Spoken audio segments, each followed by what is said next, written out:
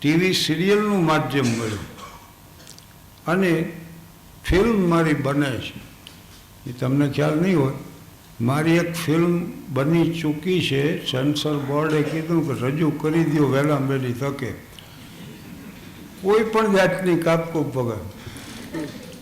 એવી મારી એક ફિલ્મ બની ચૂકી, એનું નામ છે શાહબુદ્દીન રાઠોડનો હાસ્ય વરઘોડો, અને 6મી મે જ રજૂ થવાની. મારે એટલે અત્યારે નક્કી થયું છે સુરેન્દ્રનગર, ચોટીલા, રાજકોટ. થોડીક વાત એની કહી દઉં. અમે આ બધાના નામ હું જે ગણાવું છું ને, હું ને નટુ ને વનેચર ને થોભર ને પ્રાણલાલ ને શશિકાંત ને કનક ને પ્રવીણ ને, આ બધા મિત્રો પહેલા ધોરણથી હારે ભણતા. એ અમે 6 સુધી ભણ્યા ને પછી જુદા પડ્યા. બધા ઉદાસ થઈ ગયા. હવે છેલ્લી એક પાર્ટી બાંડિયા પેલી કરી લી. સાયકલોમાં સીધા સામાન ટાંગ્યા હોય અને હાલીને જવાનું હોય. લાડુ દાળ ભાત શાકની પાર્ટી 3 રૂપિયામાં થઈ જાય, પણ 3 રૂપિયા નહોતા.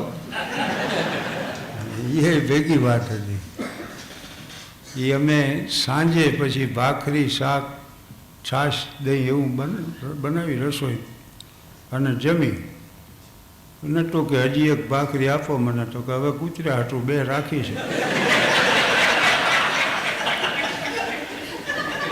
તો પણ કે તમે કયો એમ કરી. તો કે તો જવા દો. બીજે દી લાડુ દાળ ભાત શાક એવી પાર્ટી. પછી સાંજે પાછા આવી.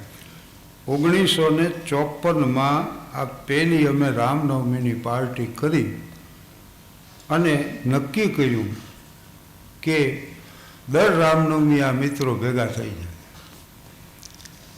અને 11-12 એપ્રિલ અમે ગયા રામનવમીની પાર્ટીમાં. એ 58મું વર્ષ પૂરું કર્યું. 58 વર્ષથી મળી છે. મિત્ર એસા કીજીએ જૈસે સિર કો બાલ, કાટ કાટ કે કાટીએ ફિર ભી તજે ન ખાલ. મિત્ર એસા કીજીએ ઢાલ સરીખા હોય, દુઃખ વખતે આગળ રહે અને સુખમાં પાછળ હોય. A friend in need is a friend in need. જોકે ઘણા મિત્રોએ તો વિદાય લીધી, માર્ગ બદલાતો ગયો અને સાથીઓ વળતા ગયા. એક પાછળ એક સગડા શૂન્યમાં ભળતા.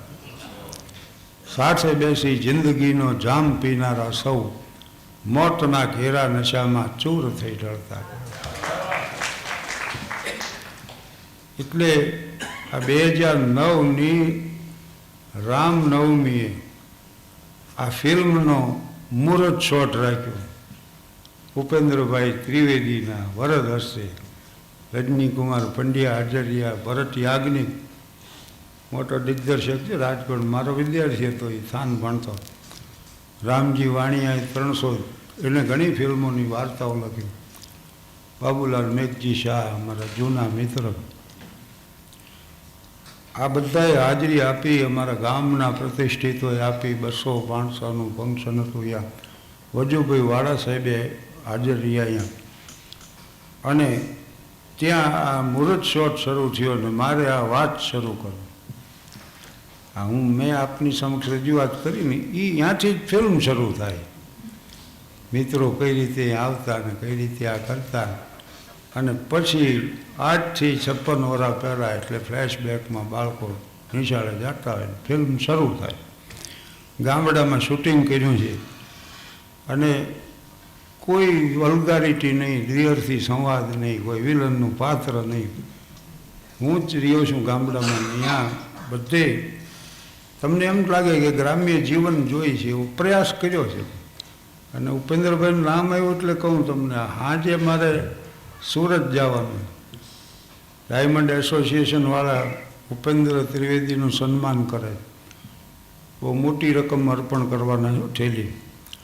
અને સ્નેહલતા, હું, રજનીકુમાર પંડ્યા અમે અતિથિ વિશેષ છીએ.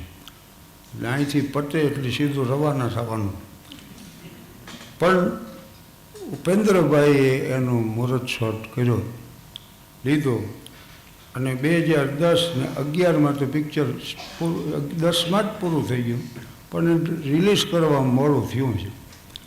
તો આ એક માધ્યમ ટીવી સિરિયલમાં અને એક માધ્યમ ફિલ્મનું મળ્યું.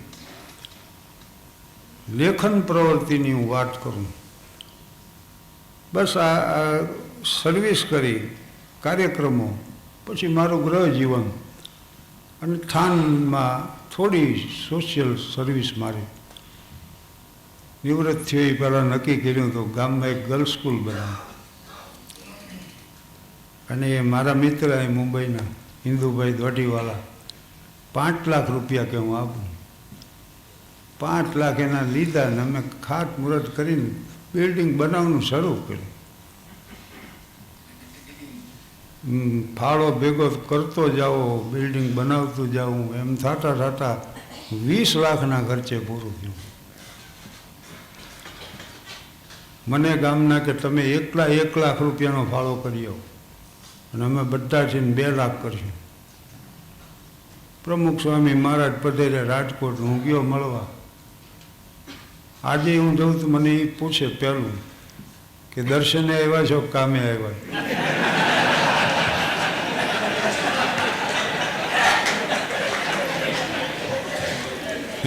એટલે મેં કીધું હું કામે આવ્યો, દીકરીઓ માટે સ્કૂલ બનાવી છે, તો એના માટે કીધું મારે 1 લાખ ભાડા ભેગો કરવાનો. મને તમે કામ સારું કરો. પછી બીજી વાતો થઈ, પણ 7મે દિવસે 51,000નો ચેક આવ્યો બાપાનો, સેન્ટ્રલ હોલનું પૈતું. કીધું હાલ.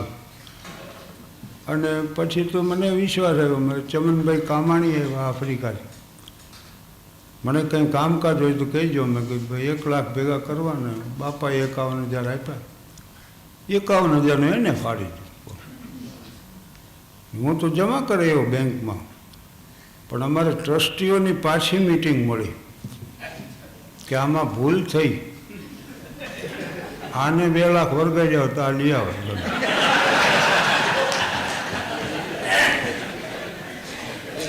એટલે પછી તો મને કોઈ કહે કે કાર્યક્રમ રાખો, હું કહું 10,000 ડોનેશન આપો તો આવો. તો ઘણા કાર્યક્રમો છે. ટોટલ 3,20,000 જમા કરાવી. પણ એમાંય 2 ક્લાસની દીકરીઓ હતી ને 8મા ધોરણની, નાની નાની, એ મને એમ કે બિલ્ડિંગ ગઈ નવું બન્યું છે ને, તો હવે ફર્નિચર એ શું કામ જૂનું રાખ. કાઢી ગ્રામોદ્યોગમાં ગયો, કીધું આખી જિંદગી ખરીદી જ કર્યું. એટલે મેં કીધું ભાઈ 40 બેન્ચોનું શું થાય? મને કે 52,000 રૂપિયા થાય. એ મારા મગજમાં આંકડો રહી ગયેલો. હું મારી ઓફિસમાં આવીને કામ કરતો, એમાં ફોન આવ્યો દુબઈથી, સોનલબેન રાવલ, અમારા હળવદ, દુબઈ તમારો કાર્યક્રમ રાખવો. મેં કીધું 52,000 ડોનેશન આપો.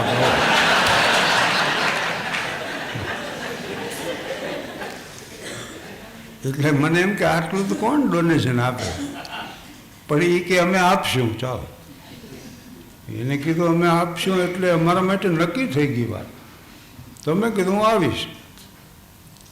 કિરીટભાઈ ને હું ને એનો તબલા આર્ટિસ્ટ ને અમે ઉપડ્યા દુબઈ. હયાત રીજન્સી જેથી સારામાં સારી હોટલ ગણાતી. એના શેખને ખબર, એના ક્રિસ્ટલ હોલમાં અમારો કાર્યક્રમ. એનું રાત એક નાઇટનું ભાડું 1.5 લાખ રૂપિયા. એના શેખે 4 દી અમને મહેમાન તરીકે રાખ્યા. અને અમે ઉપડ્યા દુબઈ. અમારે ડાયોભાઈ પહેલી જ વાર વિમાનમાં બેઠો, અને અમે આમ ગોઠવાના હતા, સૂચના મંડી આવવા. Your attention please, ladies and gentleman, please fasten your seat belt. ડાયોભાઈ મને કહે શું કહે છે? મેં કીધું પટા બાંધી લ્યો એમ કહે. એમાં એટલો બધો ગંભીર થઈ ગયો. એટલે મેં કીધું પટા બાંધવાનું કહે, પણ કે મેં મેંઘો પહેર્યો છે.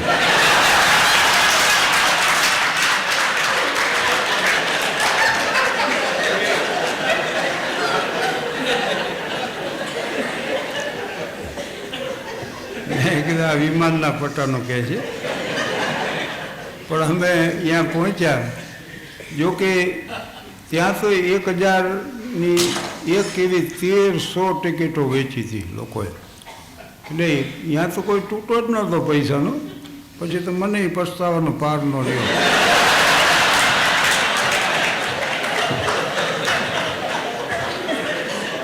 કે મારો આ 52,000 સુધી જ આપણી હાલી હિંમત. પણ એને આમ ચેક આપ્યો મને.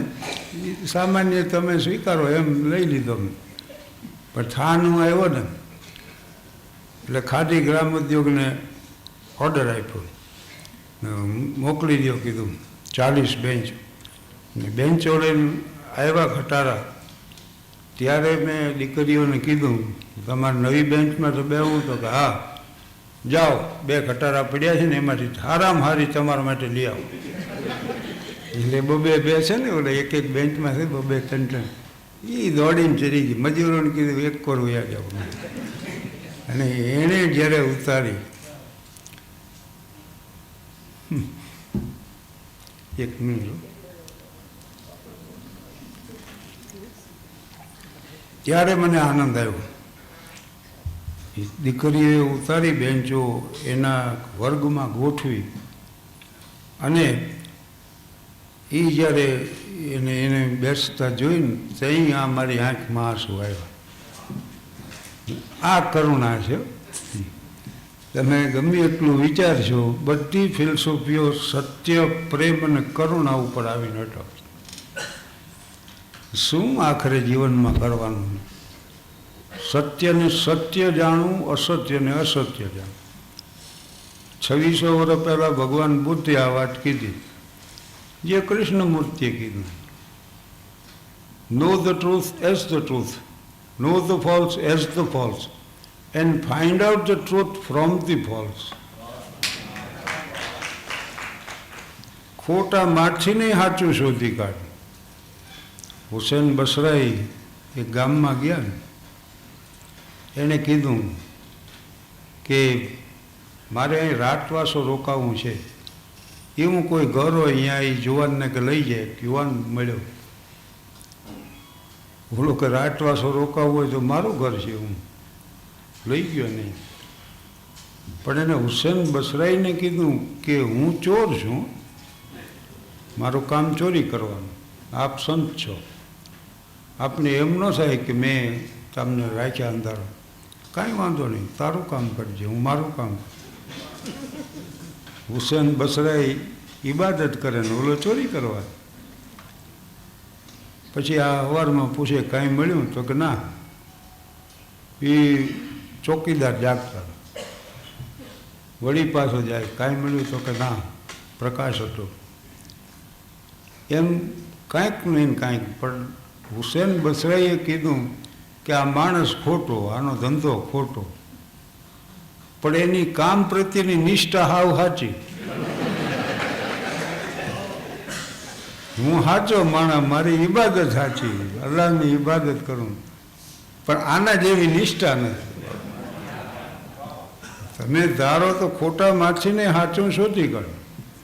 હું ગયો તો લોસ વેગાસ અને આખું જોયું. સીઝર્સ પેલેસમાં દાખલ થવા એટલે તમને એમ થાય જુલિયસ સીઝરના પેલેસમાં આવ્યા, એવા ભવ્ય કેસીનો. આખું જોયું. સવારમાં ડાયરીમાં નોંધ કરી. આ 3 વાક્યો મને યાદ આવ્યા કે know the truth as the truth, know the false as the false, and find out the truth from the false.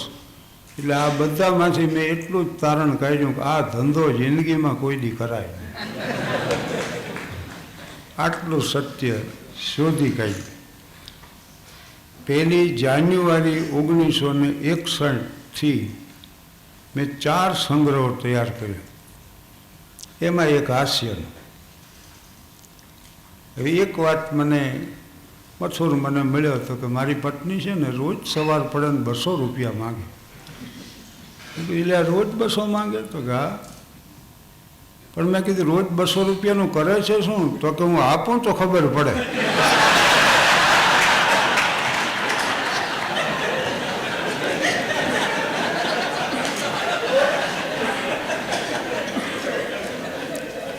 એટલે આ માની લ્યો કે આ વાત મને ગમી તો હું એમાં નોંધી લઉં મારા હાસ્યના વિભાગ.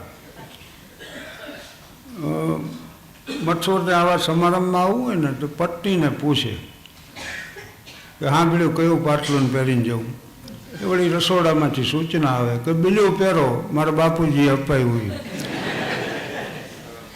મેં કીધું તારે 3 જ પાટલું છે, એમાં એક ધોવામાં હોય, એક ત્યાં પહેર્યું છે.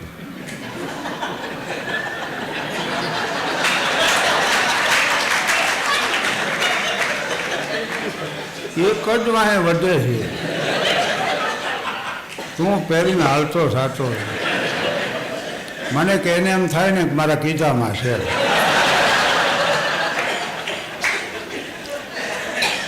એટલે આ હાસ્યરસિક પ્રસંગો એક નોંધ તરીકે હું નોંધી રાખ. મેં કીધું આશ્રમમાં છોકરા કોના તોફાન કરે? મને કે બ્રહ્મચારી બાપુના.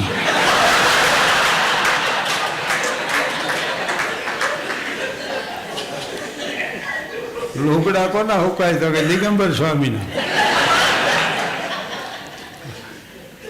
એક જણો મને કે આ માણા મગજ વગર કેટલા વર્ષ જીવીએ? કે મેં કીધું ભાઈ મને ખબર નથી તમારી ઉંમર કેટલી. તો આવો એક સંગ્રહ વર્ષોથી મારો આ સંગ્રહ છે. અને એક વાત હાસ્ય વિશે ગંભીર વાત, ગાંધીજીની વાત પાયામાં પડેલી છે કે ગંભીરતા વગરનું હાસ્ય અને હાસ્ય વગરની ગંભીરતા બે વ્યર્થ છે. ભગવાન મહાવીર એમ કહેતા કે જ્ઞાન વગરનું કર્મ અને કર્મ વગરનું જ્ઞાન બે વ્યર્થ છે. સમજણ ધીરે ધીરે આવશે ને એ બ્રહ્મમાં કોઈ દી રહેવું નહીં.